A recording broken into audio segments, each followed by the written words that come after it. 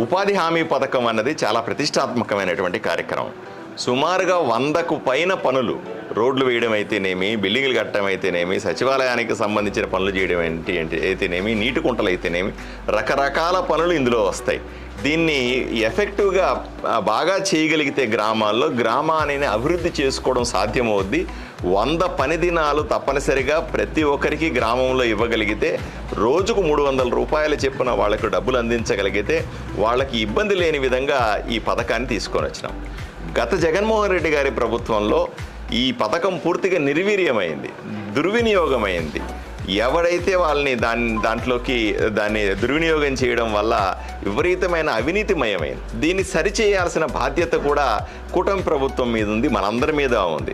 అందుకనే నేను నా తెలుగుదేశం కార్యకర్తలను కానీ, నా జనసేన, నా భారతీయ జనతా పార్టీకి సంబంధించినటువంటి కార్యకర్తలందరినీ రిక్వెస్ట్ చేస్తా ఉన్నాను, ఈ ఉపాధి హామీ పనుల్లో చురుగ్గా పాల్గొనాలని చెప్తాం. దానికి సంబంధించిన ఫీల్డ్ అసిస్టెంట్, వాటికి సంబంధించిన విషయాల మీద కూడా ఈరోజు క్లారిటీతో అందరికీ పంపిస్తూ ఉన్నాం.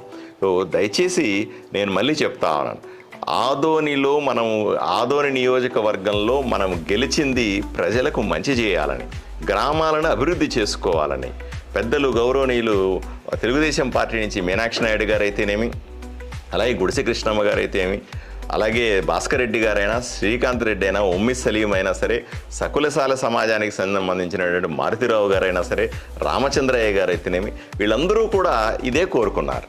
అదేవిధంగా తెలుగుదేశం భారతీయ జనతా పార్టీకి సంబంధించినటువంటి అధ్యక్షులు నీలకంఠ గారైనా సరే, లేదా మండలాధ్యక్షులైనా సరే, లేదా విట్టా రమేష్ గారైనా సరే, సావిత్రి గారైనా సరే, లేకపోతే జైన్ గారైనా సరే, మిగతా వాళ్ళు జనసేన మల్లప్ప అయినా సరే, మిగతా నాయకులందరూ కూడా ఈ ఉపాధి హామీ పనుల్ని ఎఫెక్టివ్గా చేస్తామని ప్రమాణం చేసి ఈరోజు చేశాం. అందరి సహకారంతో, అందరి అనుమతి తీసుకొని, ఎటువంటి ఇబ్బంది లేకుండా ఈ కార్యక్రమాన్ని రాబోయే రోజుల్లో మరింత పర్ఫెక్ట్గా చేస్తామనే నమ్మకం నాకుంది. దయచేసి నా తెలుగుదేశం, నా జనసేన, నా భారతీయ జనతా పార్టీ కార్యకర్తలందరూ కూడా ఇబ్బంది పడకుండా దీన్ని ముందుకు తీసుకెళ్లాలని కోరుకుంటా ఉన్నాను. కొంతమంది ఆవేదన వ్యక్తం చేస్తూ ఉన్నారు. ఆవేదన వ్యక్తం చేయడానికి కారణం కూడా ఉంది.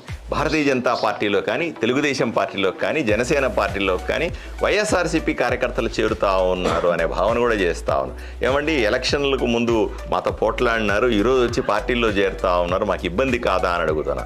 100కు 100% అందరికీ కూడా నేను క్లారిఫికేషన్ ఇస్తాను. ఎట్టి పరిస్థితుల్లో ఇబ్బంది పడే అవకాశమే లేదు.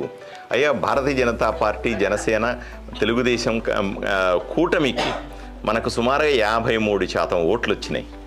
మిగతా ఈ 53% ఓట్లను రాబోయే రోజుల్లో 75%కి పెంచుకోవాలంటే మరింత మంది కార్యకర్తల్ని, మరింత మందిని గ్రామాల్లో కానీ, మండలాల్లో కానీ, లేదా నియోజకవర్గాల్లో మనం తీసుకోవాల్సిన అవసరం ఉంది.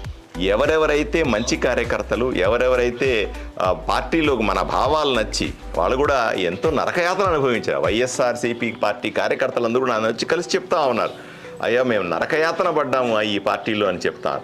వాళ్ళందరూ కూడా ఈరోజు మన మంచి ఆలోచనలను, కూటమికి సంబంధించిన మంచి పనులను చూసి ఈ పార్టీలోకి చేరాలని కోరుకుంటున్నారు. సో దయచేసి వాళ్ళందరినీ ఆహ్వానిద్దాం.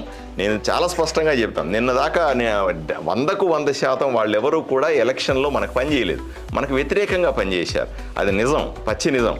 మొట్టమొదట ప్రాధాన్యత ఎవరైతే ఎలక్షన్లో నా గెలుపు కోసం ప్రయత్నం చేశారో తెలుగుదేశం, జనసేన, భారతీయ జనతా పార్టీ కార్యకర్తలకే మొట్టమొదటి ప్రాధాన్యత ఉంటుంది. ఎవరైతే ఈరోజు పార్టీలోకి చేరుతున్నారో వాళ్ళందరినీ కూడా పార్టీ పని చేయమని అడుగుదాం. కొంతకాలం వాళ్ళని కూడా పరిశీలిద్దాం. వాళ్ళు పని చేస్తున్న క్రమంలో వాళ్ళకి తర్వాత రోజుల్లో బాధ్యతలు ఇచ్చే అవకాశం కూడా ఆలోచన చేద్దాం తప్ప ఎట్టి పరిస్థితుల్లో ఎవరూ కూడా అభద్రతా భావానికి లోను కావద్దు, ఎవరూ భయపడద్దు. వైఎస్ఆర్సీపీ కార్యకర్తలు వచ్చి మన దగ్గర చేరుతున్నారు కాబట్టి అరే మనకు ప్రాముఖ్యత ఉండదేమో అని కొంతమంది భయపడతారు. అది కూడా నిజం కాదు. అందరూ కూడా ప్రశాంతంగా ఉండండి.